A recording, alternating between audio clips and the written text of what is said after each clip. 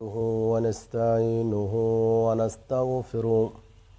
ونستغفره ونؤمن به ونتوكل عليه ونعوذ بالله من شرور أنفسنا ومن سيئات أعمالنا من يهده الله فلا مضل له ومن يضلله فلا هادي له أشهد أن لا إله إلا الله وحده لا شريك له وأشهد أن محمدا عبده ورسوله أرسله بالحق بشيرا ونذيرا وداعيا إلى الله بإذنه وسراجا منيرا أما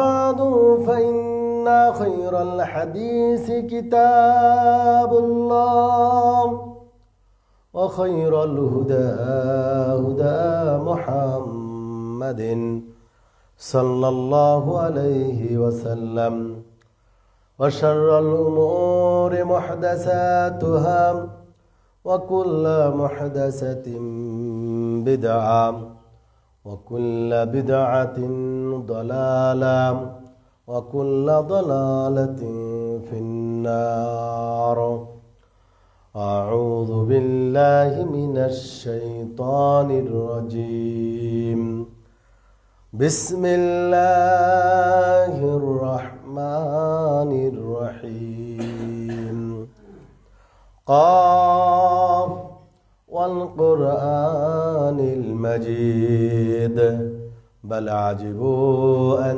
جاءهم منذر منهم فقال الكافرون هذا شيء عجيب بارك الله لنا ولكم في القرآن العظيم ونفعنا وإياكم بالآيات والذكر الحكيم فإنه تعالى جواد كريم مالك بالرؤوف الرحيم আলহামদুলিল্লাহ, যাবতীয় প্রশংসা গুণগান তারিফ সেই মহান গরিয়ান মহান ইজ্জাত রব্বুল আলামিনের নিমিত্তেই যে আল্লাহ রব্বুল আলামিন আমাদিগকে সালাতুল জুমা আদায়ের লক্ষ্যে খুতবার পূর্ব মুহূর্তে মসজিদে আসার সুযোগ করে দিলেন। সে আল্লাহ রব্বুল আলামিনের শুকরিয়ার্থে আমরা তার প্রশংসা বাক্য উচ্চারণ করি, বলি আলহামদুলিল্লাহ। দরুদ ও সালাম নবী মুহাম্মদ রাসূলুল্লাহ সাল্লাল্লাহু আলাইহি ওয়াসাল্লামের প্রতি আল্লাহুম্মা সাল্লি আলাইহি আল্লাহুম্মা বারিক আলাইহি। মুআজ্জাজ মুহতারাম মুসাল্লিয়ানে কেরাম, আমরা সর্বপ্রথম কাতারগুলি সারিবদ্ধ হয়ে নেই, সামনের কাতারটা আগে পূরণ করে নেই, অন্তত পক্ষে এই সামনটাকে কাতারটা আগে পূরণ করব। জুমার আদবের একটি আদব হলো আগে প্রথম কাতার কি হবে, পরিপূর্ণ হবে, এরপরে পিছনের কাতারা যাবেন। আগেই আমরা পিছন থেকে বসলাম, নিষেধ আছে, পিছনের মুসল্লি কোনো মুসল্লিকে গা সরিয়ে দিয়ে সামনে আসতে পারবে না।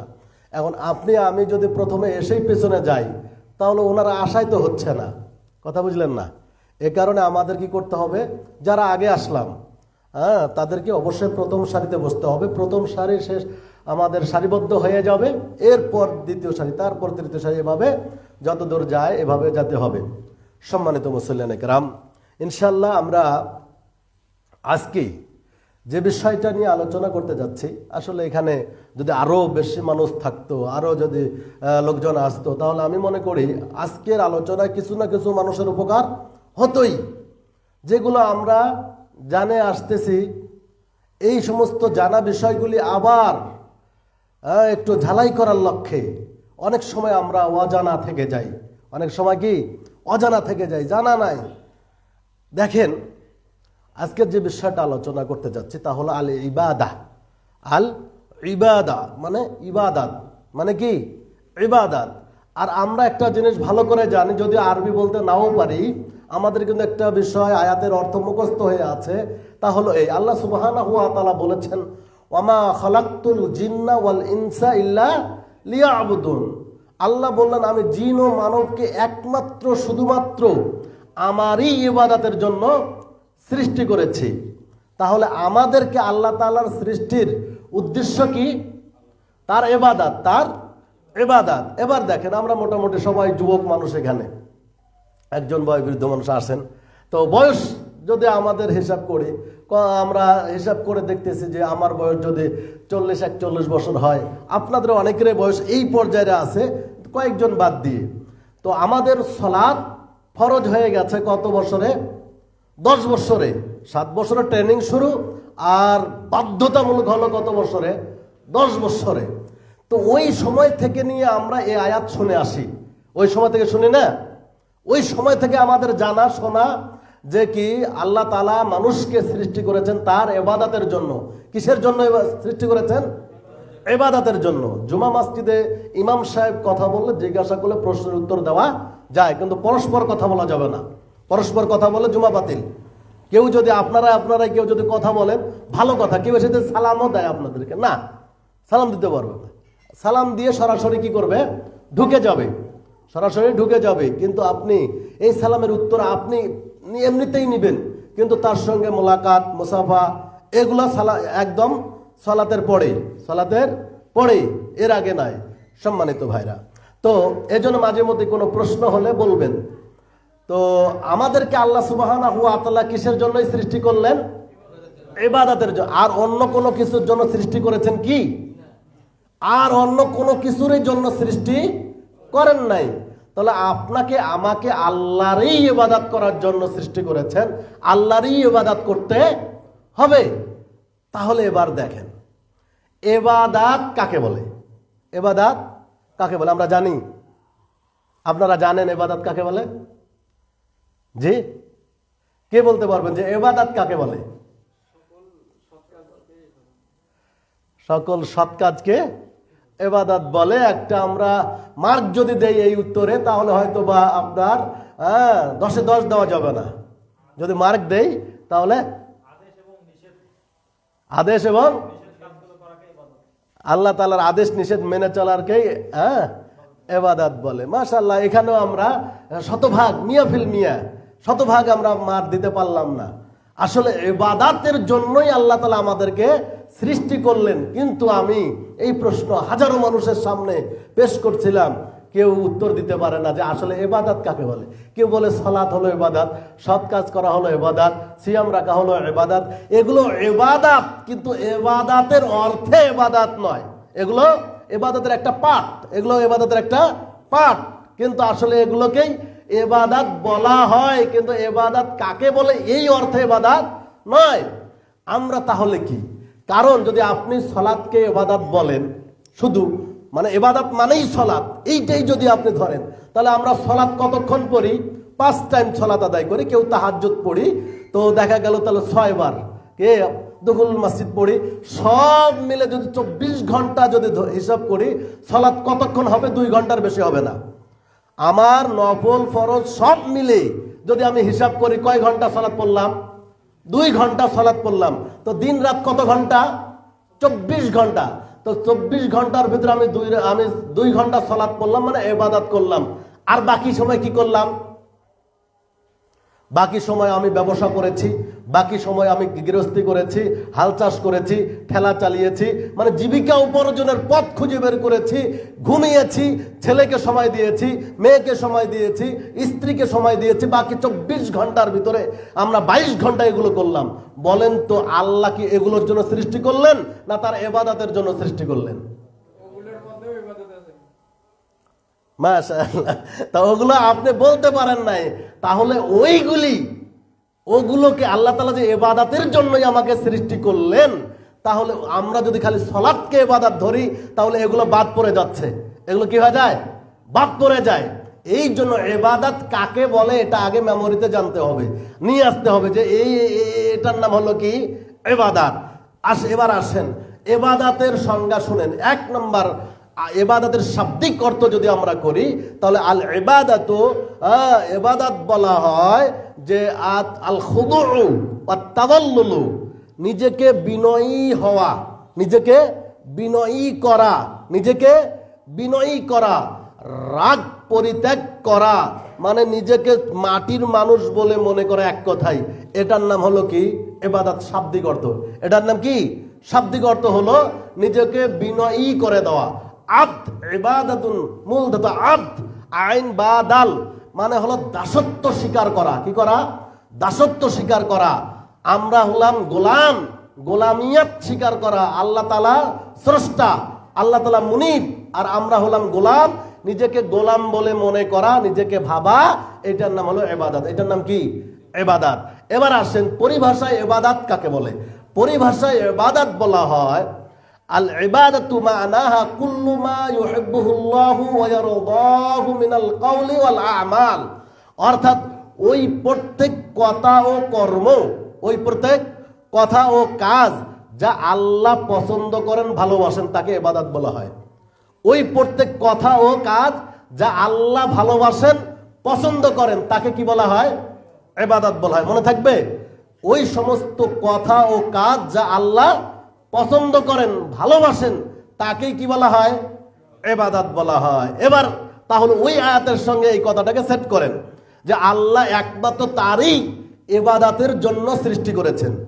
আল্লাহ একমাত্র তারই ইবাদতের জন্য সৃষ্টি করেছেন। এবার আসেন, তাহলে বোঝা যায় আমার সালাত, এটা যদি আল্লাহর পছন্দ হয় তাহলে ইবাদত, তাহলে ইবাদত।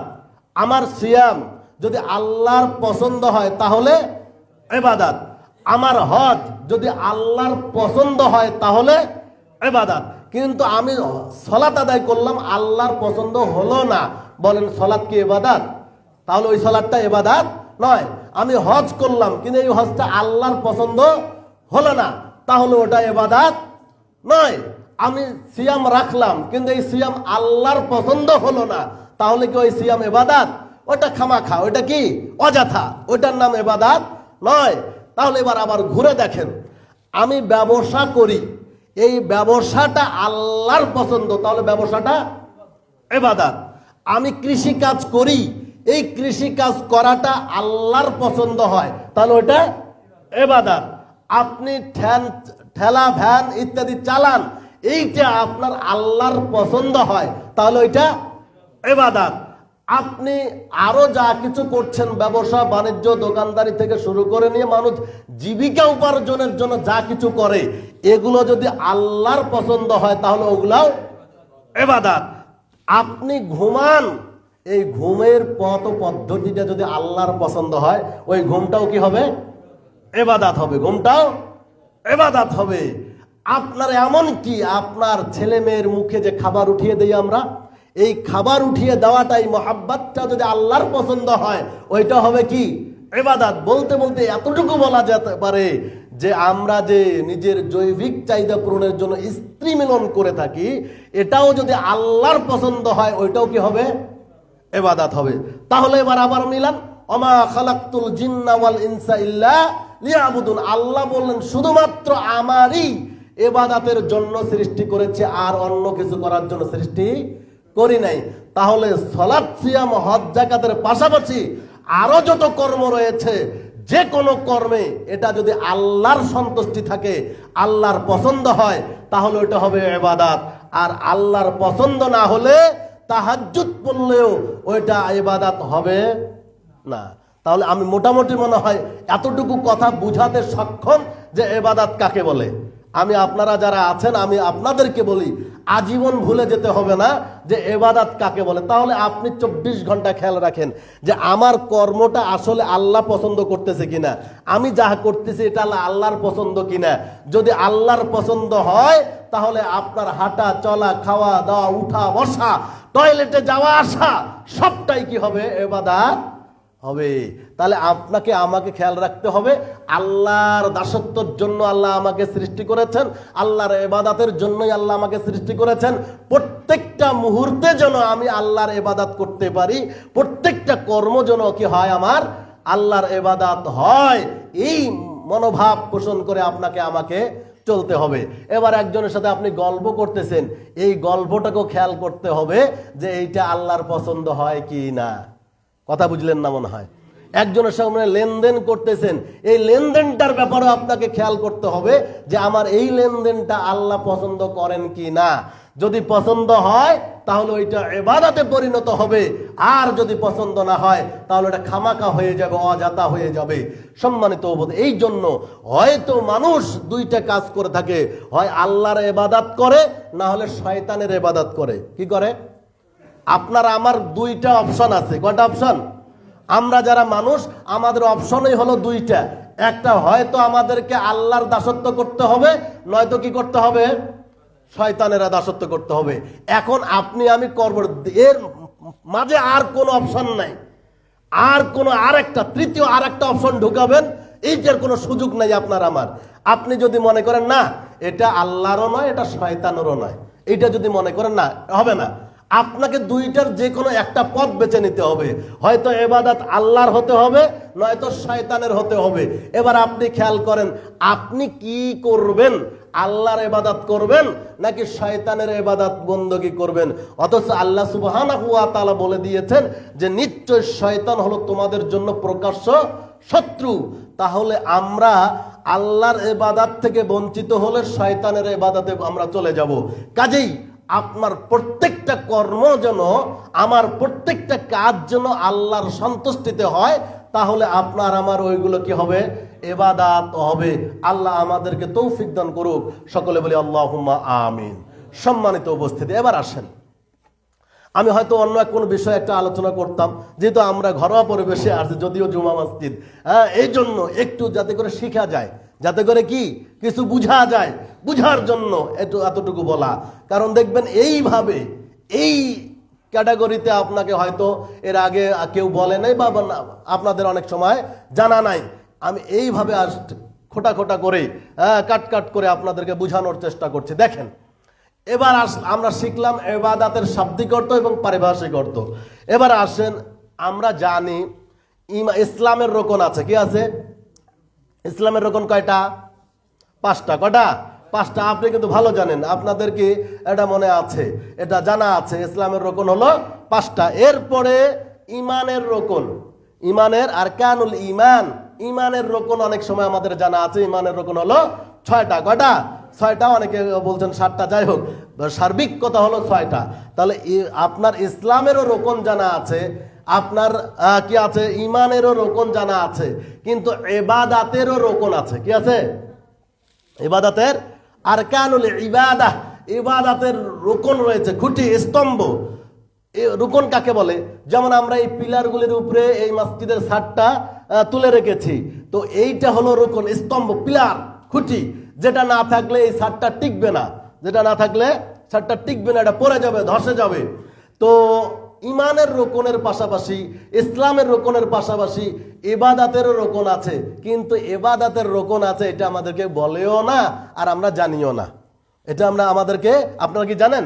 কে বলছে এরকম শুনছেন? ইবাদতের রোকন, ইবাদতের রোকন, ইবাদতের রোকনগুলি যে আছে এইটা আমাদেরকে কেউ বলার চেষ্টা করে না। শুধু কিছু বিষয় ভিত্তিক যে কথা আছে এগুলোর উপরে বয়ান করে চলে যায়। কারো মন মগজে ঢুকলো কি ঢুকলো না এইটা আপনার ওই খাতিব সাহেব হোক, ওয়াইজ যিনি আছেন, তারও কোনো বুঝার চেষ্টা করে না যে আমি যা বললাম আসলে লোকজন বুঝলো কি না। এখানে তো অন্য কিছু উদ্দেশ্য না, আমাদেরকে কিছু বুঝাতে হবে, জাতি কিছু জানবে, আমার ভাই মুসলিম ভাই কিছু জানবে, শিখবে, এই উদ্দেশ্য থাকতে হবে। সম্মানিত উপস্থিতি, তাহলে ইবাদতের রোকন আছে এটা আমাদের জানা নাই। তাহলে ইবাদত করে কি হবে? আমি ইবাদত করতেছি, এই ইবাদতের যে রোকন রয়েছে এটা যদি আমি না জানি, তাহলে আর ওই রোকনগুলো যদি পরিপূর্ণ না হয় তাহলে কি ইবাদত হবে? তাহলে ওটা ইবাদত হবে না। তাহলে আমাদেরকে ওটা জেনে তো করতে হবে, না জেনে করতেছি ওটা ভিন্ন কথা। কিন্তু জানার, আমার ইবাদতে মজা পাই না কেন? ইবাদতে মজা আসে না কেন? আমার এইগুলো জানা নাই। ইবাদত কাকে বলে সেটাও জানি না, ইবাদতের রোকন আছে সেটাও জানি না। না জানার কারণে আমরা আসলে কি পাই না? মজা পাই না, তৃপ্তি পাই না, কই মজা আসে না। আবার ওই যেন তেন করে আমরা কি করে যাই? ইবাদত করে শেষ করে দেই। সম্মানিত উপস্থিতি, আসেন, ইবাদতের রোকন হলো আরকানুল ইবাদতে সালাসা, অর্থাৎ ইবাদতের রোকন হলো 3টা। কয়টা? মনে রাখতে হবে সবাইকে। কি করতে হবে? হয়তো খুতবার শেষে আমি প্রশ্ন করতে পারি, যা হচ্ছে আপনাকে এইভাবে যেন মাথার উপর দিয়ে না যায় কথাগুলি, কথাগুলো ধরার চেষ্টা করেন। খুতবার শেষ মুহূর্তে হয়তো কিছু কুইজ আপনাদেরকে জিজ্ঞাসা করতে, আসলে শুনলেন কিনা, গতানুগতিক আসলাম, জুমা মসজিদে যেতে হয় এই জন্য আসলাম, খুতবা শুনতে হয় তাই শুনলাম, এইভাবে এটা না। আপনাকে কিছু ক্লাসের চিন্তাধারা করতে হবে। এটা হলো সাপ্তাহিক ক্লাস, এটা হলো কি সাপ্তাহিক ক্লাস। জনগণকে কিছু শিখতে হবে, বুঝতে হবে, এখান থেকে কিছু খোরাক নিতে হবে, এই চিন্তাধারায় চলতে হবে। তো ইবাদতের রকম কয়টা? তিনটা। 1 নম্বর রকম হলো আল মুহাব্বাত। কে? মুহাব্বাত। আপনারা ভালো বাংলায় বুঝেন, মুহাব্বাত মানে ভালোবাসা। মুহাব্বাত মানে কি? ভালোবাসা। তো আপনি যে ইবাদতটা করতেছেন 1 নম্বর রকম, এই ইবাদতের খেয়াল রাখতে হবে, মুহাব্বাত থাকতে হবে। কি থাকতে হবে? মুহাব্বাত। আপনি সালাত পড়েন, সালাতের মুহাব্বাত থাকতে হবে।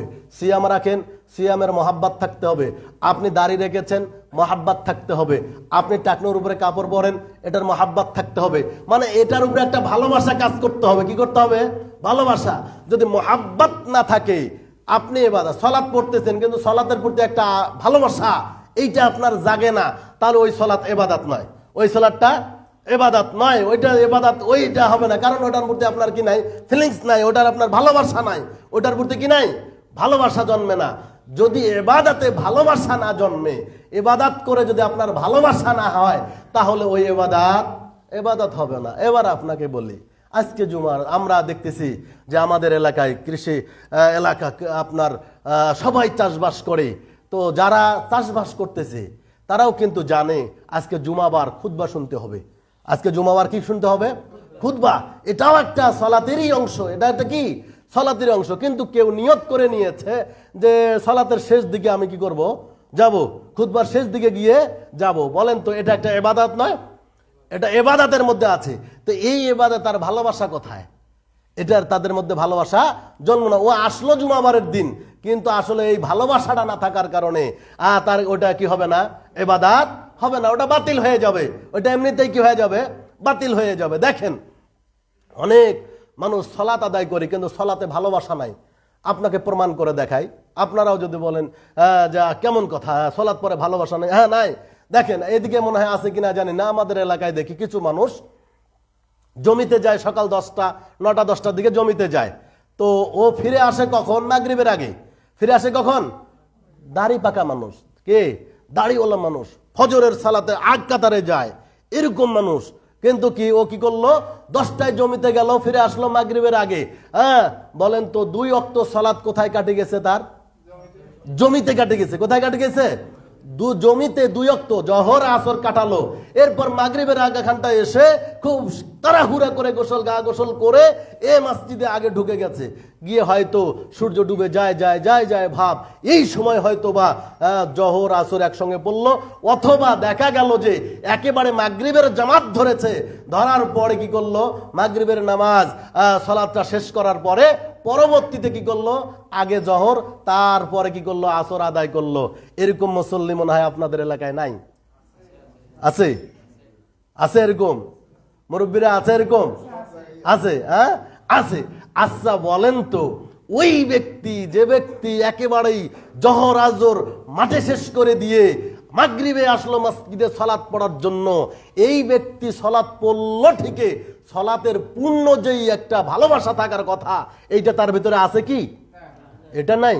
এটা তার সালাতের প্রতি, এই যে সালাত একটা যে ইবাদত, এই ইবাদতে তার কি নাই? মুহাব্বত নাই। কি নাই? মুহাব্বত থাকলে ও ওয়াক্তের মধ্যে কি করতো? সালাতটা আদায় করতো। কেন? আল্লাহ সুবহানাহু ওয়া তাআলা বলছেন, ইন্নাস সালাতা কানাত আলাল মুমিনিনা কিতাবাম মাওকুতা। নিশ্চয়ই সালাতকে আমি ফরজ করে দিয়েছি আমার দাস দাসের জন্য একটা সময়ের উপরে। কিসের উপরে? সালাত যেমন ফরজ, যে সালাত যেই সময়ে আদায় করেছে ওই সময়টাও পড়াটা ফরজ। জহরের সালাত জহরেই ফরজ নাকি আসরে ফরজ? আসরের সালাতটা মাগরিব ফরজ না আসরেই ফরজ? আসরের ফরজ। তাহলে ওই সময়টাও ফরজ, কিন্তু ওই সালাত আদায় করলো ঠিকই, কিন্তু সালাতটার ভিতরে ওই ওয়াক্তটা মানলো না। কারণ সালাতটা যে যথাসময়ে পড়তে হবে এরকম কোনো তার ফিলিংস তার অন্তরে জন্মে না। তার মানে ও ওই সময়টা চিন্তা করেছে, এই যে এই তো যাবই, না হলে তো আগেই যদি সালাতে যায় তাহলে আমার কাজটা পড়ে থাকবে, আমার মনে হয় ক্ষেত খামার একটু নষ্ট হয়ে যাবে, এই সময় সালাতে গেলে আমার ব্যবসা বাণিজ্য কম হয়ে যাবে। দোকানদারি করতেছে, কি করছে? দোকানে আছে অনেক লোকজন, তাই বলে সালাতের মাগরিবের রক্ত হয়ে যাচ্ছে, মাগরিবটা এশার সময় পড়বে। ও কি করবে? মাগরিব এশা, অনেক দোকানদার ভাই মাগরিবের সালাত এশার পরে পড়ে। আমি তাকে বললাম, ভাই সালাত তো শেষ হলো, আপনি আবার এতগুলি সালাত কখন কেন পড়তেছেন? যে ওস্তাদ জি, ব্যবসার খাতিরে দোকানদারের এত ভিড়, এই ভিড়ের কারণে মাগরিব ছুটে গেছে, এখন মাগরিব আদায় করতেছি। এরকম আশ্চর্য। আচ্ছা বলেন, তাহলে সালাত পড়লো ঠিকই, সালাতে কি মহাব্বত আছে? সালাতে কি নাই? মহাব্বত নাই। আর ইবাদত যাই করি না কেন, ইবাদতের মূল রোকন হলো তিনটা, তার এক নম্বর হলো মহাব্বত থাকতে হবে। কি থাকতে হবে? মহাব্বত থাকতে হবে। মহাব্বত না থাকলে ওই রোকনটা বাতিল হয়ে যায়। কোন ইবাদতের রোকন যদি বাতিল হয়ে যায়, ওই ইবাদত আর গ্রান্টেড হবে না, গ্রহণযোগ্য হবে না। তাহলে ওই 3 ওয়াক্তের সালাত এক জায়গায় পড়ে কাজ হলো না, ওই 3 ওয়াক্তের সালাত এক সময় পড়ে কাজ হবে না। ওই ব্যবসায়ী, যে ব্যবসায়ী মাগরিবের ওয়াক্তটাকে ছেড়ে দিয়ে এশার সময় মাগরিবের সালাত আদায় করলো, ওই ইবাদতে মহাব্বত না থাকার কারণে ওই ইবাদতটা কি হয়ে যাবে? বাতিল হয়ে যাবে। এই কারণে আপনাকে আমাকে খেয়াল রাখতে হবে যে ইবাদতের জন্য কি থাকে? মহাব্বত থাকে। কি থাকে? মহাব্বত। মহাব্বত না থাকলে আপনার ইবাদত হবে না, ইবাদত বাতিল হয়ে যাবে। তাহলে 3টা রোকন রয়েছে ইবাদতের জন্য। সেই ইবাদতটা আপনাকে এক নম্বর হলো মহাব্বত। যে কোনো কাজ করি না কেন, এই কাজটা ইবাদত হিসাবে করতে চাইলে ওটার ভিতরে মহাব্বত থাকতে হবে। মনে থাকবে? মনে থাকবে আমাদের তো? তাহলে যে কোনো ইবাদতেই করতে চাই না কেন, ওই ইবাদতে কি থাকতে হবে? ভালোবাসা, মহাব্বত থাকতে হবে। যারা জমিতে সময় কাটালো, বলেন তো ওই ইবাদতে ভালোবাসা করলো নাকি ওই সাংসারিক কাজে ভালোবাসা দেখালো? যে আপনার ব্যবসার কাজে সালাতের সময়টাকে পিছিয়ে দিল, ও ইবাদত করলো ঠিকই, কিন্তু ও কি করলো? আপনার নিজের কাজটাকে, ব্যবসার কাজটাকে আপনার প্রাধান্য দিল, ভালোবাসলো। আমি বলতে চাই, যারা আমরা জমি জায়গা চাষ করতে গিয়ে সময় নষ্ট করলাম, তাদের ব্যাপারে আল্লাহ সুবহানাহু ওয়া তাআলা বললেন, আনতুম তাজরাউনাহু আম নাহনুজ জারিউন। ওহে আমার দাসে শোনো, তোমরাই কি আবাদ সাবাদ করো নাকি আমি করে দেই? বলেন তো কে করে দেয় এটা? এই যে আলু লাগানোর সময় আসছে এখন, তাই না? আমরা একটা আলুকে 6 টুকরা করেছি। কয় টুকরা? 6 টুকরা করে 1 টুকরা লাগাইছে জমিতে, তাই না? এই 1 টুকরা লাগানোর পরে কত পরিশ্রম, কত কি করলাম। এখন যদি আল্লাহর হুকুম এটা না হয়, তাহলে ওই 1 টুকরা আলু থেকে কি 1 কেজি আলু হওয়া সম্ভব? আল্লাহর হুকুম হতে হবে। দেখেন না, যেটার ভিতরে আল্লাহর হুকুম হয়েছে সেই জায়গায় অনেক ফলন। অনেক সময় দেখা গেছে কিছু আলুর টুকরা পচে গেছে, যায় না মনে হয়। মানে আমি কিছু করি তো, তাই নিজে বুঝি, মাঝে মধ্যে কি হয়ে যায়? পচে যায়। তো আবার দেখা গেছে কতকগুলি ওটা থেকে অঙ্কুরিতও হয় নাই, আবার পচেও যায় নাই, যেভাবে লাগিয়েছে ওইভাবেই আছে।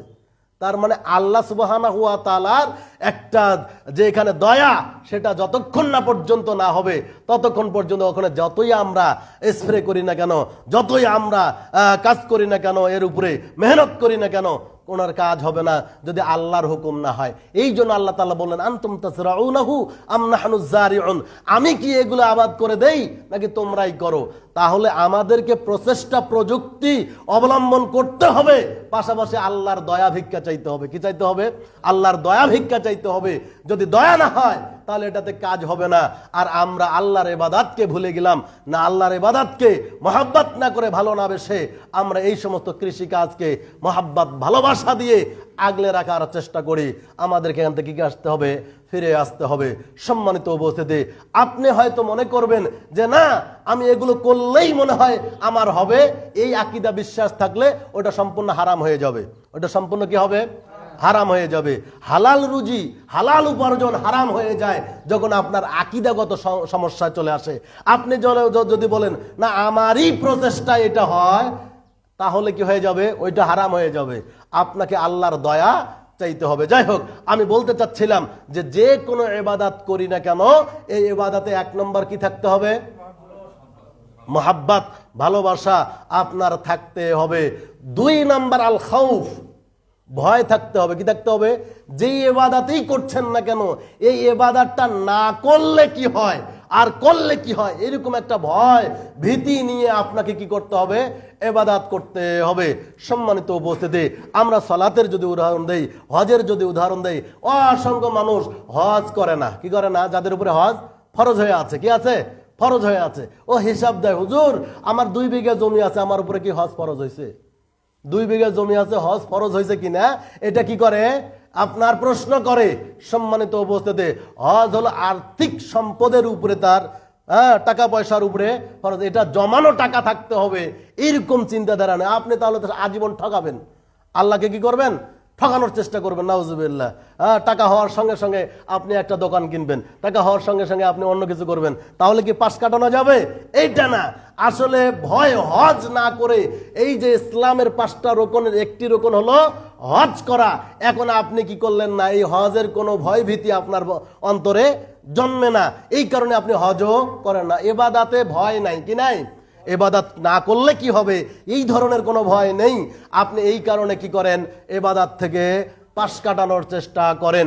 এই কারণে আপনাকে অবশ্যই অবশ্যই ইবাদত করতেছেন, এরপরে ভয় হলো আল্লাহ এই ইবাদত যদি তুমি কবুল না করো তাহলে কেমন হবে, এই চিন্তাধারা থাকতে হবে। আপনার সালাত দেখেন, সালাত তো পড়লে নেই। আল্লাহ রাসূল সাল্লাল্লাহু আলাইহি সাল্লাম বলেন, মান তাআখারা সালাতুল আসর, যে ব্যক্তি সালাতে আসর পড়ে ঠিকই কিন্তু একটু দেরি করে, কি করে? পড়ে, কিন্তু একদম সূর্য ডুবে যায় যায় ভাব, এই অবস্থায় পড়ে, আল্লাহ রাসূল সাল্লাল্লাহু আলাইহি সাল্লাম বাকাদ হাবিতা আমালু, তার আমল নষ্ট হয়ে গেল। কি হয়ে গেল? ওই দিনের মুফাসসিরিনে কেরাম অনেক সময় বলছেন, মুহাদ্দিসিনে কেরাম, যে ওই দিনের ইবাদত শেষ হলো। কেউ কেউ বলছেন না, এর আগের যত ইবাদত রয়েছে সব ইবাদত বাতিল হয়ে গেল, শুধুমাত্র সালাতটা একটু দেরি করে পড়ার কারণে। তো এইটার ভয় থাকতে হবে না যে আমার ইবাদত যদি নষ্ট হয়ে যায়, আমার ইবাদতটা যদি কবুল না হয়ে যায় তাহলে কি হবে, পরকালে আমাকে জাহান্নামে যেতে হবে, এইটার একটা ভয় আপনাকে কাজ করতে হবে। যে কোনো ইবাদত করেন, ওই ইবাদত করলে কি না করলে কি ক্ষতি রয়েছে, এরকম একটা ভয় যদি কাজ না করে তাহলে কিন্তু ইবাদত করে কোনো কাজ হবে না। আমরা ভয় করি, কিন্তু অন্য কিছুর ভয় করি। কি করি? আমরা ইবাদতে ভয় করি না, অন্যের ভয় করে ইবাদত করি না। কাকে ভয় করতে হবে? আল্লাহকে। আল্লাহর ভয় ব্যতীত আমরা অন্য কাউকে ভয় করে যদি সালাত, সিয়াম, হজ, যাকাত এগুলো আদায় করি, ওই ইবাদতও কি হবে না? গ্রহণযোগ্য হবে না। একটু বুঝাই, ছেলে মেয়েকে বিবাহ দিয়েছি, এখন মেয়ের বাড়িতে গেলাম বা ছেলের শ্বশুর বাড়িতে গেলাম, এই অবস্থাতে বিআই সাহেব, বিআই বুঝেন তো আপনারা, বিআই কিন্তু পাক্কা সালাত আদায় করে, 5 ওয়াক্ত সালাত আদায় করে। কালক্রমে আমি কি করলাম, আসরে ঢুকে গেলাম তার বাড়িতে, এখন বলছে বিআই, বলে বিআই চলেন সালাতে যাই। এখন আপনি লাজ শরমের মাথা খাইয়া মনে করছেন যে হায় হায়, আমার বিআই সাহেব নতুন আত্মীয় স্বজন, এ যদি আবার মন খারাপ করে সালাতে না যায় তা কেমন হবে, এই চিন্তাধারা রেখে কি করলো, ও সালাতে চলে গেল। ও কি করলো? সালাত। বলেন তো কাকে ভয় করে সালাতটা আদায় করলো? মানুষকে। এই ইবাদত আল্লাহ তাআলা গ্রহণ করবে না। আবার দেখেন, ভয়টা আবার যথাযথ হতে হবে। ভয়টা আবার আপনার মানুষকেও ভয় করা যাবে না, আল্লাহকে যে ভয় করলাম এই ভয়টাও আবার যথাযথ হতে হবে। এমনিতেই ভয় থাকলে কাজ হবে না। আপনি দেখেন, কষ্ট হচ্ছে আপনাদের বুঝতে? বুঝতে সমস্যা হলে বলবেন যে ওস্তাদ আরেকটু ভালো করে বলেন। তো আমি বলতে চাচ্ছি কি, দেখেন আমরা কি করলাম, ইবাদত করি। ওই যে লোকটা মাঠে যে চলে গেল, 10টার সময় মাগরিবে আসলো, আসার পরে 3 ওয়াক্তের সালাত একসঙ্গে পড়লো। বলেন তো এ যদি সালাতটা না আদায় করতো, যেটা কেটে গেছে গেছে, জহর কেটে গেছে গেছে, আসর কেটে গেছে গেছে, মাগরিব কেটে গেছে গেছে, তো এশার সময় 3 ওয়াক্তের সালাত একসঙ্গে আদায় করলো কেন বলেন তো? ভয় আছে। কি আছে? তাহলে বুঝা যায়। আপনি বলবেন যে একটা ইবাদতে ভয় থাকতে হবে, অতএব ওই যে ভয় করে যে সালাত আদায় করলো, তাহলে মনে হয় ইবাদতটা টিকবে। ইবাদত টিকবে কি না? এটা ভয় ছিল ঠিকই, কিন্তু ভয়টা যথাযথ হয় নাই। কি হয় নাই? ভয়টা কি হয় নাই? যথাযথ নাই। ওকে কেউ পিটাবে না। ওই 3 ওয়াক্ত সালাত বা 2 ওয়াক্ত সালাত যদি ও আদায় না করতো, কেউ তাকে পিটাইতো না। আপনার ইমাম সাহেবও জবরদস্তি করতো না, বা আপনাকে জুমা মসজিদে তাকে ধরে তাকে পানিশমেন্ট করবে এরকম কোনো জবরদস্তি করতো না। তার অন্য কেউ তাকে ধরবে এরকম কিছু না। কিন্তু ও কিন্তু আসলে আল্লাহকে ভয় করেই পড়েছে, আল্লাহকে ভয় করেই পড়েছে। তা এখন কি তার ইবাদত টিকবে? না। ওই আল্লাহকে ওইভাবে ভয় করলেও কাজ হবে না। কেমনে? আল্লাহ যদি এই আয়াতের এতটুকু বলে ক্ষান্ত হতেন, তাহলে হয়তো 3 ওয়াক্তের সালাত একসঙ্গে পড়েও পারবে। তো কিভাবে? ইয়া আইয়ুহাল্লাযীনা আমানুত্তাকুল্লাহ, এতটুকু যদি আল্লাহ বলতেন আর পরের অংশটা না বলতেন, এ বেচারা বেঁচে যেত। হ্যাঁ, যে হে ইমানদারগণ তোমরা আল্লাহকে ভয় করো, তো এ তো আল্লাহর ভয়েই পড়লো। এতটুকু বলে যদি আল্লাহর পরের অংশ না বলতেন তাহলে বেচারা কি করতো? বেঁচে যেত। কিন্তু আল্লাহ পরে আরেকটা বাক্য বেশি করে দিলেন, হাক্কা তুকাতিহ, যথাযথ ভয় করো, যথাযথ ভয়। এমনিতে খামাকা না, আমি আল্লাহকে খুব ভয় করি, আল্লাহকে খুব ভয় করি, এই চিন্তাধারা। আল্লাহকে ভয় না করলে দাঁড়িয়ে রাখছি নাকি? এই যে টুপি মাথা দিয়ে বেড়াই, পাঞ্জাবি গায়ে দিয়ে বেড়াই, আল্লাহকে ভয় করি। কিন্তু এইটা আসল ভয় নয়। ভয়টা হতে হবে কি? যথাযথ ভয় হতে হবে। কি থাকতে হবে? যথাযথ ভয়। মানে যে সময় আল্লাহকে যে ব্যক্তি যথাযথ ভয় করে, ও যে সময়ের সালাত ওই সময়ে আদায় করবে, যে টাইমের ইবাদত ওই টাইমেই করবে, অন্য কোনো সময় নয়। সম্মানিত উপস্থিতি, আল্লাহর ভয় যদি থাকতো তাহলে হজ ফরজ হয়েছে 10 বছর আগে, আজও আমি যাইনি হজে, তাহলে কি আল্লাহর যথাযথ ভয় আছে? বলছে ছেলে মেয়েকে বিবাহ দিয়ে ওস্তাদি তারপর যাব। বলেন তো, ছেলে মেয়েকে হজ করা একটা হলো আপনার ইবাদত, এই ইবাদতের শর্ত কি ছেলে মেয়েকে বিবাহ দেওয়া? এরকম কেউ বলছে নাকি যে না ছেলে মেয়েকে বিবাহ দিতে হবে, বয়স একটু ভারী হতে হবে? বিশেষ করে দেখবেন ভারত পাকিস্তান বাংলাদেশের হাজিরা কমর না হালা পর্যন্ত হজ করতে যায় না। কমর হালা বুঝেন তো? একদম 60 পার হয়ে 70 পার হয়ে বয়স আর চলে না, ও আর ইবাদত করতে এটা এখানে শারীরিক ইবাদত, এখানে একটা আর্থিক এবং শারীরিক ইবাদত হলো হজ, যেখানে আপনার শরীরের গঠন গতি চলতে হবে। এইটা কিন্তু না থাকার কারণে দেখা যায় যে বয়বৃদ্ধ হয়ে আপনার সাইও করতে পারে না, সাবা মারা দৌড়াতেও পারে না, কিছু না। আরাফার মাঠ কোথায়, কি কোথায়? ওই আরাফার মাঠের চিহ্ন দেওয়া আছে এক জায়গায়, ও বসে আছে আরেক জায়গায়। কি বসে এসে থেকে মনে করতেছে কি আমি হজ করছি, খামাখা 7 লক্ষ টাকা বেকার হয়ে যাবে। কি যাবে? আরাফার মাঠে যদি 1 সেকেন্ডের জন্য কেউ না উপস্থিত হয় তার হজ বাতিল। অথচ শত শত বাংলাদেশি হাজি কি করে? আপনার পাহাড়ের চূড়ায় বসে থাকে, এক জায়গায় আরেক জায়গায় বসে থাকে, সবাই ওখানে থাকে, ও মনে করছে আমি আরাফার মাঠে আছি। না, চিনে না, জানে না। ও আবার যাইতে পারতেছে না কেন? কমর চলে না, ঠেলা গুতার ভিতরে যাবে না, ও আছে কোথায়? বাইরে। এই জন্য আর যেতে চায় না। 7 লক্ষ টাকা বেকার। 7 লক্ষ টাকা কি 7-8 লক্ষ টাকা এখন বেকার হয়ে গেল। সম্মানিত উপস্থিতি, তাহলে আল্লাহর ভয় থাকলে যখন তার উপরে হজ ফরজ হয়েছে তখনই কি করত? তার পরবর্তী বছর আস্তে আস্তে সে হজ করত। কিন্তু দুনিয়ার সব করে, বাড়ি গাড়ি জমি জায়গা ব্যাংক সব করে, কিন্তু হজ করে না। আর বলে মেয়েকে বিবাহ দিয়ে, ছোট মেয়েটা বিবাহ বাকি আছে, এইটার বিয়ে শেষ করে তারপরে কি করব? হজ করব। সম্মানিত উপস্থিতি, এই চিন্তাধারা যাদের আছে তারা মূলত আল্লাহকে কি পায় না? ভয় পায় না। কি পায় না? ভয় পায় না। ইবাদতে ভয় থাকতে হবে। মনে রাখতে হবে যে আমার হজ এখন ফরজ হয়েছে, যদি আমি সামনের বছর হজ না যাই তাহলে আল্লাহ সুবহানাহু ওয়া তাআলা আমাকে এই কঠিন শাস্তির ভিতরে নিমজ্জিত করবেন। এরকম একটা ভয় অন্তরে থাকতে হবে, তাহলে ইবাদত কবুল হবে। আপনার মতো করে আপনি 10-15 বছর পরে ছেলে মেয়েকে বিবাহ দেওয়ার পরে কমর চলে না, এই সময় হজ গেলেন, তার মানে এই হজে আপনার কি নাই? আল্লাহর ভয় নাই। কি নাই? আল্লাহর ভয়। এমনিতেই দেখা সাক্ষাৎ করে এখন সব ঝামেলা শেষ, রিটায়ার্ড করছি, এবার একটু কেবলা পশ্চিম মুখে ঘুরে আসবো। কি কয়? হজও কয় না, কি বলে? পশ্চিম মুখে একটু ঘুরে আসবো, পশ্চিম মুখে ঘুরে আসবে। তাহলে যারা খাবার ওই দিকে আছে তারা কোন মুখে যাবে? খাবার যারা আরো পশ্চিমে আসছে তারা কোন মুখে যাবে? তারা তো আবার পূর্ব দিকে আসবে।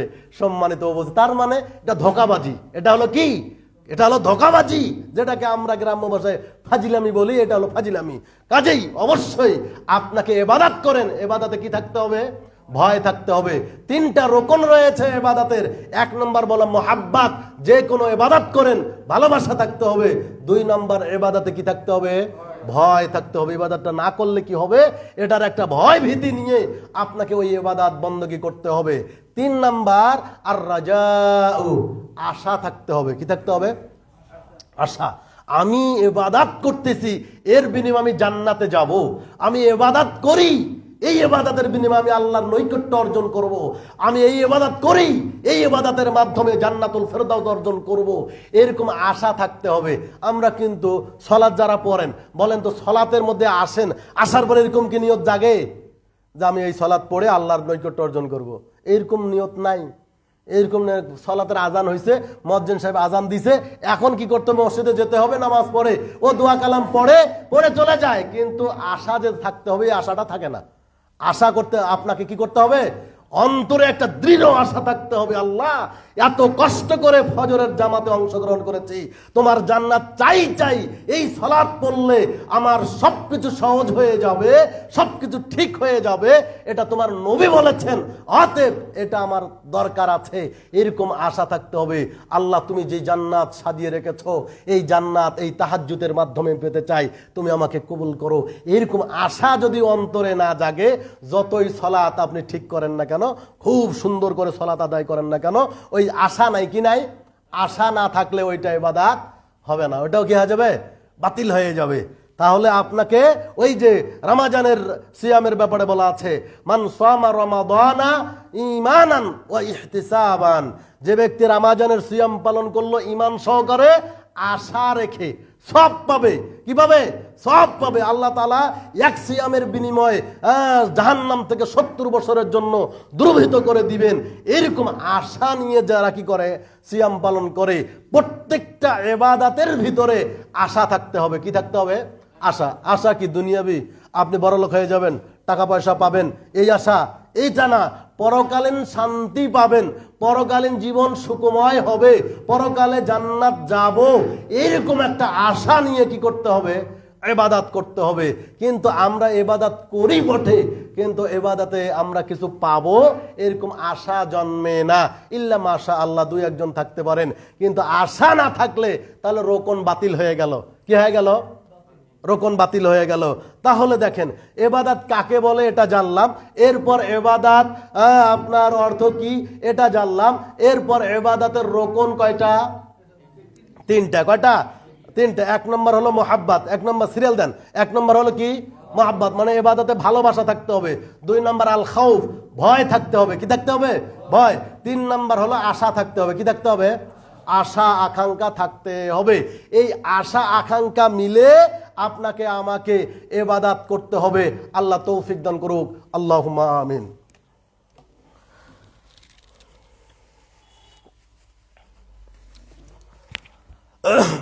আলহামদুলিল্লাহ ওয়াহদাহ ওয়াসসালাতু ওয়াসসালামু আলা রাসূলিল্লাহ, আম্মা বাদ।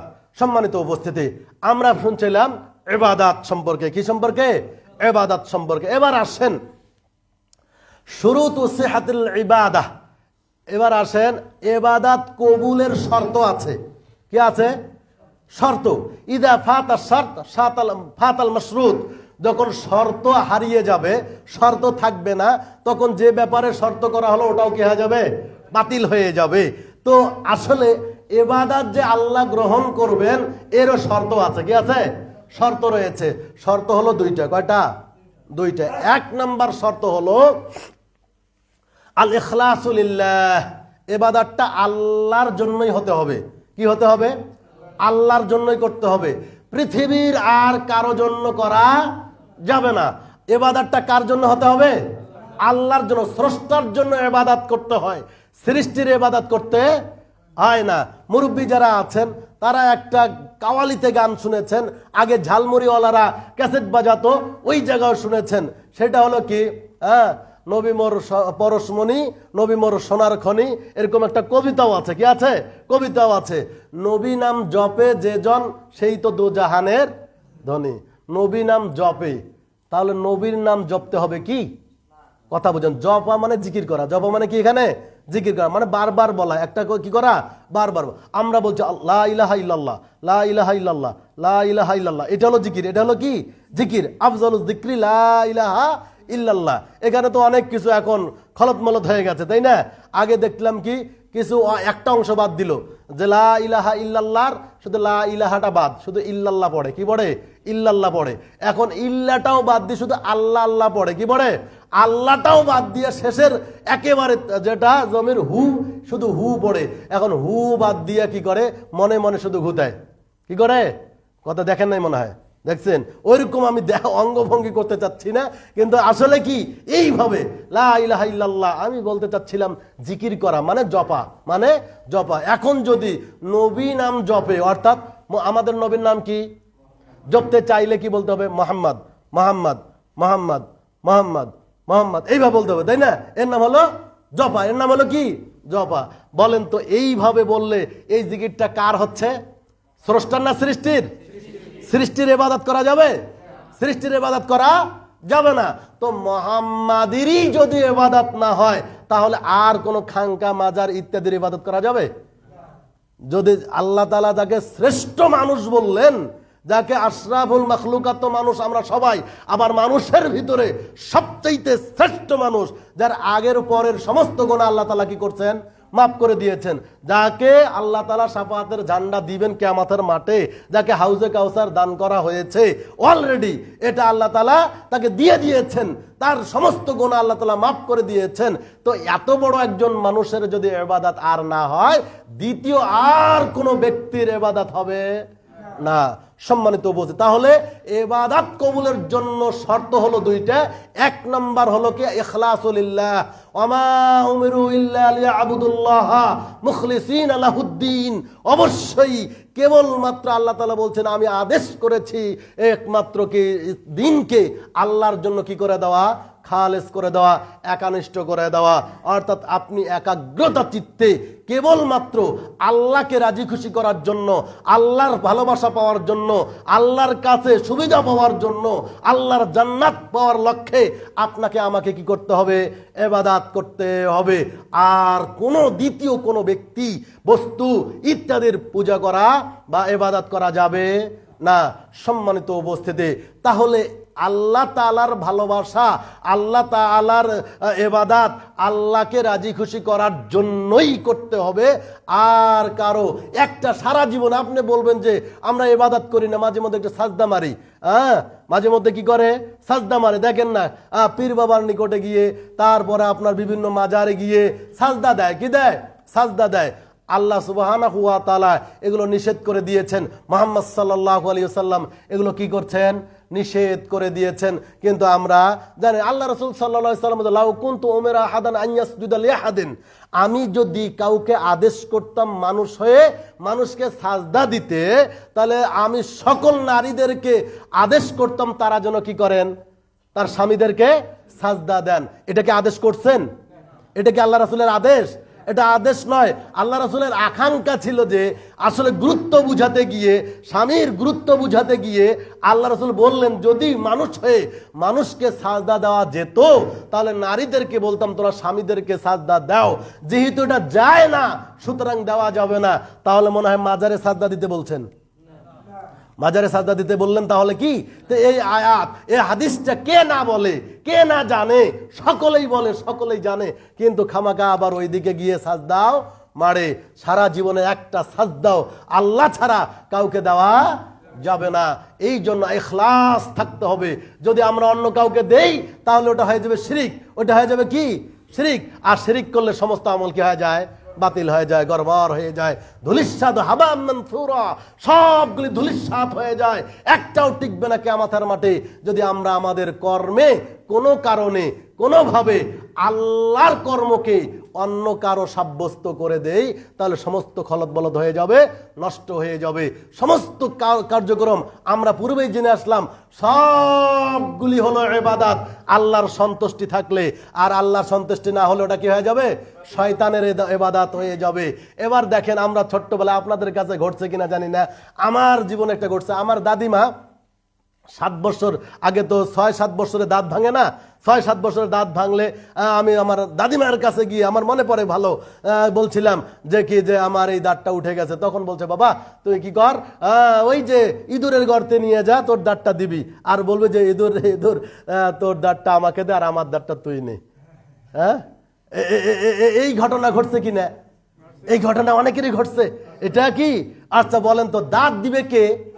আল্লাহ। তো আল্লাহর ক্ষমতা আমি কাকে দিলাম? ইঁদুরকে।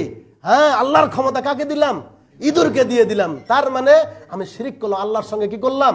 সমকক্ষ তৈরি করলাম, যে আল্লাহ যা পারে ইঁদুরও তাই পারে। তাহলে কি হয়ে গেল? আমরা এই আশরাফুল মাখলুকাত, এই সামান্য একটা ইঁদুরকে, আল্লাহর সৃষ্টিকে আল্লাহর সঙ্গে সমকক্ষ করার কারণে আপনার আমার সালাত, সিয়াম, হজ, যাকাত যা আছে সবটা আছে না গেছে? সবটাই শেষ, সবটাই এখন জিরো, সবটাই কি হয়ে গেছে? জিরো। এই অবস্থায় মারা গেলে অবস্থা খারাপ। অবস্থা কি খারাপ।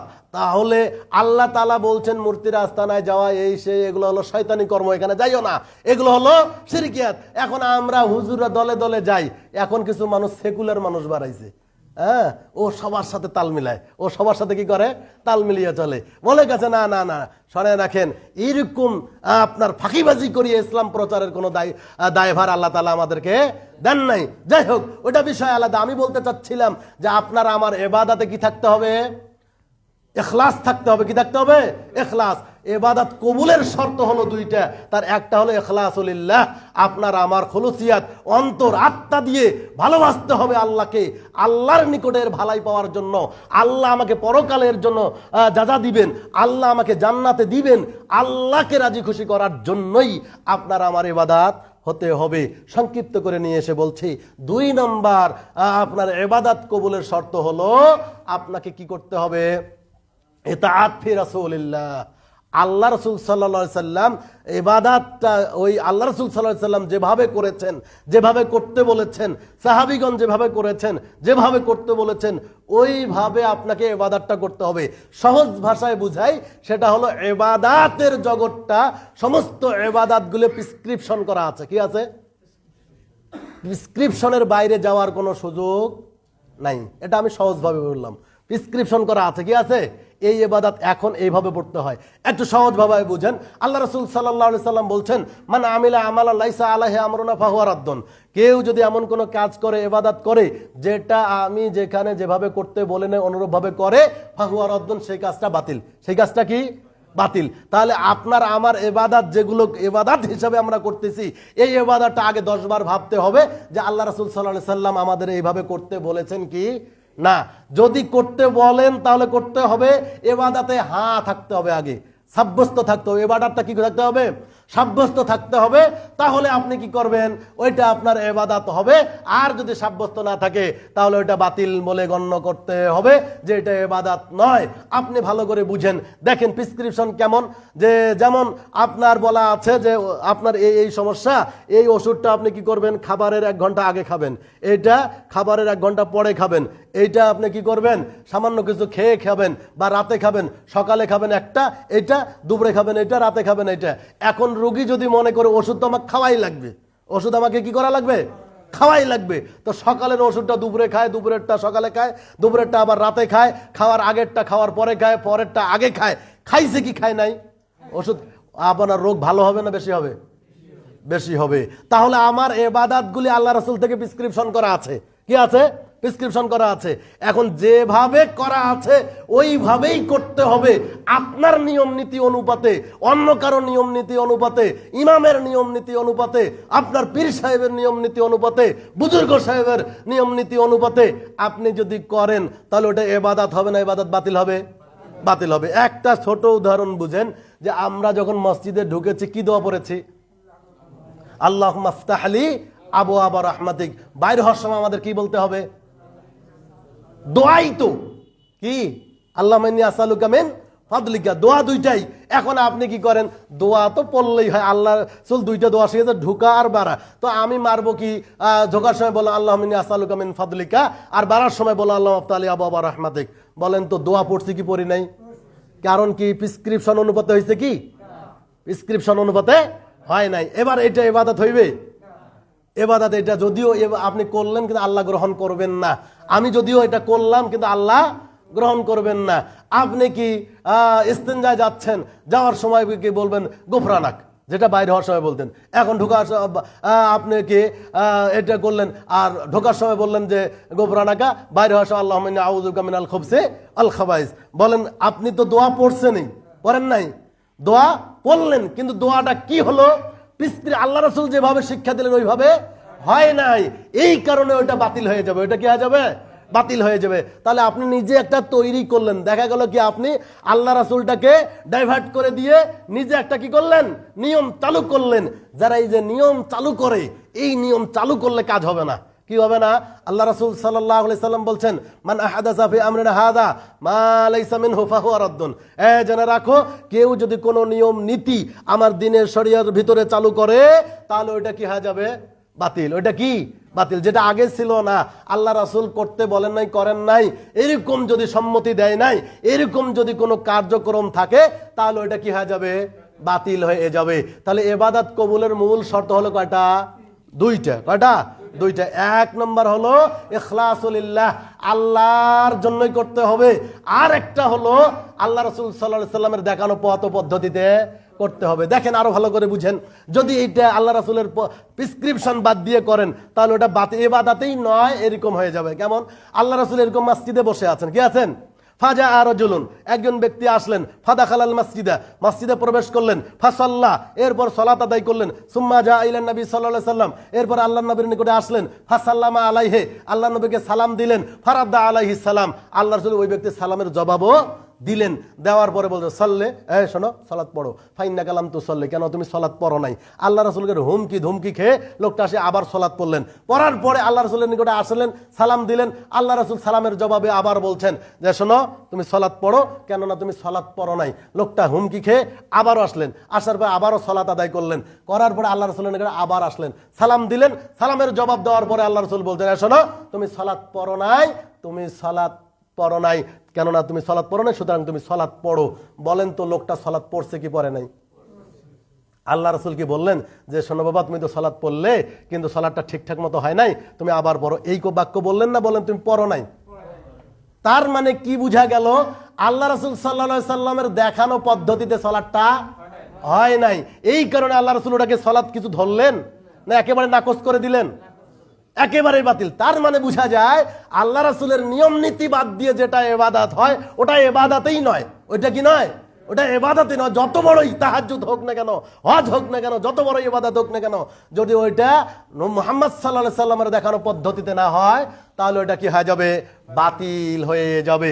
সুতরাং অবশ্যই, সময় শেষ হয়ে গেছে না? আচ্ছা, আল্লাহ, আমরা কি করি তাহলে? আপনাকে আমাকে আরো অনেক আলোচনা ছিল এখানতে, আপনাদের যদি অন্য কোনো সময় ইনশাল্লাহ হয়। এই যে মহাব্বাত, এই মহাব্বাতের আবার প্রকার আছে। কি আছে? মহাব্বাতের আবার প্রকার রয়েছে। মহাব্বাতের 4টা প্রকার আছে। কয়টা প্রকার? 4টা প্রকার রয়েছে। এই 4 প্রকার, 1 নম্বর একটু বলে শেষ করে দেই খালি একবারই, সেটা হলো 1 নম্বর হলো ইবাদত। এটা কি? 1 নম্বর মহাব্বাতের নাম হলো ইবাদত। কিছু কিছু মহাব্বত ভালোবাসা, এটা হলো ইবাদত।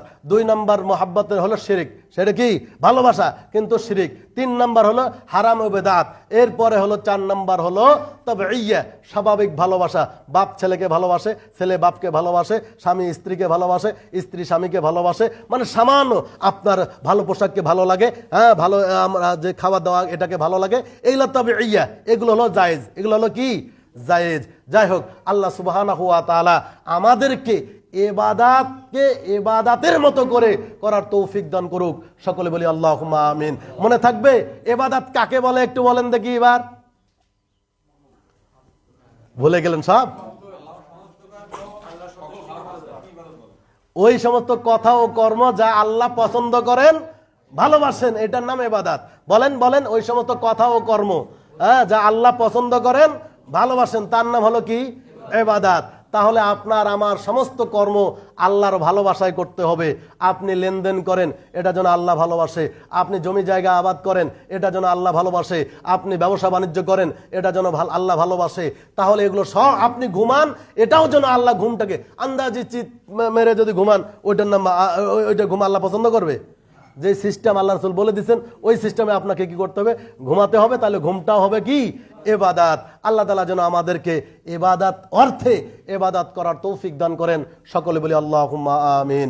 আল্লাহ, তুমি বড় দয়াবান, তুমি বড় রহমান, তোমার অনেক দয়া, তোমার দয়া ও রহমতের আশা ধরে বলছি, আমরা যত মানুষ এখানে উপস্থিত রয়েছে সকলকে তুমি মাফ করে দাও। আল্লাহুম্মা আমিন। আল্লাহ, আমরা মানুষ হিসাবে ভুল ভ্রান্তি আছেই, আল্লাহ, হয়েই যাচ্ছে। আল্লাহ, তুমি আমাদেরকে জানা অজানা সমস্ত ভুল থেকে বেরিয়ে আসার তৌফিক দান করো। আল্লাহুম্মা আমিন। আল্লাহ, আমরা যেন তোমার ইবাদত করে, তোমার সন্তুষ্টি অর্জন করে আমরা পরকালে যেন জান্নাত পাই, আল্লাহ, তুমি এই তৌফিক আমাদের সকলকে দান করো। আল্লাহুম্মা আমিন। আল্লাহ, আমাদের যারা মারা গেছে তাদের কবরের শাস্তি মাফ করো। আল্লাহুম্মা আমিন। আল্লাহ, আমরা যারা বেঁচে আছি, যতদিন বেঁচে আছি, আল্লাহ, ঈমানের সহিত বেঁচে থাকার তৌফিক দান করো। আল্লাহুম্মা আমিন।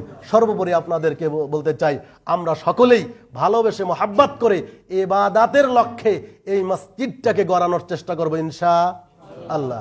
এরকম মন মানসিকতা আছে তো? যে কোনো সময় যা প্রয়োজন এখনো মসজিদের অনেক কাজ বাকি আছে। গোলাম রাব্বানী ভাইয়ের কাছ থেকে যেটা জানলাম, আমরা অবশ্যই এখানে একটা মাদ্রাসার পরিকল্পনাও আছে। আমরা যে মসজিদটাকে সুন্দর করে সাজিয়ে এইটা যেন, এই মসজিদ মাদ্রাসা যেন উত্তরবঙ্গের মধ্যে একটা শ্রেষ্ঠ বিদ্যাপীঠ হয়, এই আশা রেখে আপনাকে আমাকে কাজ করতে হবে। ইনশাল্লাহ রাজি আছেন তো? এতে যদি সহযোগিতা লাগে আপনারা করবেন না ছেড়ে যাবেন? আপনারা করবেন। আপনাদের সাথী ভাই যেখানে আছে সবাই বলবেন, আপনারা এটাকে নিজের মতো করে গড়ানোর চেষ্টা করবেন। দেখেন, এখানে যদি আপনাদের কথায় একটা, আপনাদের অর্থে যদি একটা ইটেও লাগে, তাহলে আপনাকে আল্লাহ তাআলা একটা মসজিদ বানানোর যেই সওয়াব আল্লাহ তাআলা তাই দিবেন। কথা বুঝেন? আপনি আল্লাহ রাসূল কে বলছেন, মান বানা মাসজিদান বানাল্লাহু লাহু বাইতান ফিল জান্নাহ। কেউ যদি একটা মসজিদ করে দেয়, তাহলে ওই ব্যক্তির আমল নামায় আল্লাহ তাআলা তাকে একটা জান্নাতে আলাদা পার্সোনাল ঘর দিবেন। কি দিবেন? পার্সোনাল একটা আলাদা ঘর দিয়ে দিবেন। জান্নাত দিবেন, এই জান্নাতে আরেকটা কি করবেন? ঘর, আলাদা ঘর, আপনার রেস্ট আরামায়েশের জন্য, ভোগ বিলাসের জন্য আলাদা একটা ঘর দিবেন। কি করলে? মসজিদ তৈরি করে দিলে। এখন আপনি বলুন, ওস্তাদজি যে কথা বললেন, মসজিদ তৈরি করা কি খেলার মামার বাড়ি নাকি? হ্যাঁ, মামুর হাতের গলা, এটা যেমন তেমন করে বানা যায়? এটা তো অনেক টাকার প্রয়োজন, এটা আমরা কেউ পারবো না, তাই না? আমাকে বললে হবে? আমার আজীবনের টাকা পয়সা যেগুলো আছে ওগুলো সব বানালে তো এতটুকু দাঁড় করানো যাবে না। হ্যাঁ, তাহলে আমি কি করব? সম্মানিত, নিরাশার কিছু নেই। আল্লাহ রাসূল সাল্লাল্লাহু আলাইহি সাল্লাম অপর একটা হাদিসে বলছেন, কেউ যদি একটা টিড্ডি পাখির ঘরের সমানও মসজিদ তৈরি করে, তাহলে ওই ব্যক্তিকে আল্লাহ তাআলা জান্নাতে আর একটা ঘর দান করবেন। তার মানে সামান্য পাখির বাসা, কতটুকু পাখির বাসা সামান্য একটু, তো অতটুকু সমপরিমাণ 2টা ইট 3টা ইটের টাকাও যদি আপনি মসজিদে লাগান, তাহলে আল্লাহ সুবহানাহু ওয়া তাআলা এই টাকার বিনিময়ে আপনাকে কি করবেন? আলাদা জান্নাতে কি করবেন? ঘর দান করবেন। আল্লাহ সুবহানাহু ওয়া তাআলা আমাদেরকে অবশ্যই টাকা না পড়েন পরামর্শ দিবেন। কেউ বিরোধিতা করবেন না, কেউ বিরোধিতা করবে। আমি দেখতেছি অত্র অঞ্চলে আসলে মসজিদ অনেক কম আছে, মাদ্রাসা তো নাই বলতে চলে। এখানে যেন এটা একটা মসজিদ মাদ্রাসা কমপ্লেক্স হয়, এখান থেকে তাওহীদের শিক্ষা মানুষ গ্রহণ করবে। দেশ বিদেশ থেকে আপনার কি করবে? ছেলেমেয়েরা এসে, ছেলেরা লেখাপড়া করে তাদের দাওয়াতি কাজ দেশ বিদেশে ছড়িয়ে দিবে। এর যাজা, এর আপনার প্রতিদান আমরা যারা এর সহযোগী তারা সকলেই পাবো ইনশাল্লাহ। কি পারবো? দেখেন, আল্লাহ রাসূল সাল্লাল্লাহু আলাইহি ওয়াসাল্লাম বলছেন, মান দাল্লা আলা খাইরিন ফালাহু মিথলু আজরি ফাইলিহি। কেউ যদি ভালো কাজের একটা পথ বাতলিয়ে দেয়, ওই ভালো পথে চলে যত নেকি হয়, যে পথটা ধরে দিল আল্লাহ তাআলা তাকে ততগুলি নেকি দান করবেন। আপনি একজনকে দাওয়াত দিলেন, আপনার দাওয়াতে একজন সালাত আদায় করি হয়েছে, অর্থাৎ দাওয়াত দেওয়ার কারণে একজন কি করছে? নামাজি হয়েছে। এই ব্যক্তি আজীবন নামাজ পড়ে যতগুলো নেকি পাবে, আপনি অটো নেকি সেগুলো পাবেন, ওর কমতি হবে না। আল্লাহ রাসূল সাল্লাল্লাহু আলাইহি ওয়াসাল্লাম বলেছেন, লা ইয়ানকুসু মাইনাহুমা, তাদের কোনো নেকি কমতি করা হবে না। তো একজন আমাকে যে সহযোগিতা করে আলেম তৈরি করেছে, মনে আমি আজকে আপনাদের কাছে কিছু না কিছু শিখাইছি, তো শিখতে পারেন নাই, কিছু নতুন কিছু মাথায় ঢোকে নাই, তা এই যে আপনাদেরকে দিলাম, এটার একটা নেকি হবে না? তো আমাকে এই পথে যিনি দিয়েছেন, ওই নেকিগুলো সমপরিমাণ নেকি তিনিও পাবেন। তো এইরকম যদি আমরা একটা মসজিদ করি, এখানে যে মাদ্রাসা করি, হাজার হাজার ছেলেমেয়েরা তাওহীদ শিখবে, আল্লাহকে চিনতে শিখবে, আল্লাহকে বুঝবে, পরকাল জানবে। তো এই যে নেকিগুলি আল্লাহ সুবহানাহু ওয়া তাআলা আমরা যারা পরিকল্পনা করছি, তাদেরকেও আল্লাহ তাআলা কি করবেন? দান করবেন। কাজেই আমরা কেউই পিছপা হব না ইনশাল্লাহ। আপনাদের আত্মীয় স্বজন দেশ বিদেশে যারা আছে সকলকে বলে আপনার অনতি বিলম্বে এখানে যেন মসজিদের কাজ শেষ করে মাদ্রাসার কাজ শুরু করা যায়, এইভাবে একটা চিন্তাধারা আপনাদেরকে রাখতে হবে। এই আশাবাদ ব্যক্ত করে আল্লাহ সুবহানাহু ওয়া তাআলার কাছে কামিয়াব চেয়ে আজকের আলোচনা এখানে শেষ করলাম। আকুলু কাওলি হাদা, আস্তাগফিরুল্লাহ লি ওয়া লাকুম ওয়া লিসাইরিল মুসলিমিন। ইন্নাল্লাহা ওয়া মালাইকাতুহু ইউসাল্লুনা আলান নবী ইয়া আইয়ুহাল্লাযীনা আমানু সাল্লু আলাইহি ওয়া সাল্লিমু তাসলিমা। আকালা আন-নাবিয়্যুল আমিন ফি হাদিস সহিহ, মান সাল্লা আলাইয়া ওয়াহিদাতান সাল্লাল্লাহু আলাইহি আশরা। আল্লাহুম্মা সাল্লি আলা মুহাম্মাদ ওয়া আলা আলি মুহাম্মাদ কামা সাল্লাইতা আলা ইব্রাহিম ওয়া আলা আলি ইব্রাহিম ইন্নাকা হামিদুম মাজিদ। আল্লাহুম্মা বারিক আলা মুহাম্মাদ ওয়া আলা আলি মুহাম্মাদ কামা বারাকতা আলা ইব্রাহিম ওয়া আলা আলি ইব্রাহিম ইন্নাকা হামিদুম মাজিদ। সুবহানাকাল্লাহুম্মা ওয়া বিহামদিকা আশহাদু আল লা ইলাহা ইল্লা আনতা আস্তাগফিরুকা ওয়া আতুবু ইলাইক। আসসালামু আলাইকুম ওয়া রাহমাতুল্লাহি ওয়া বারাকাতুহু।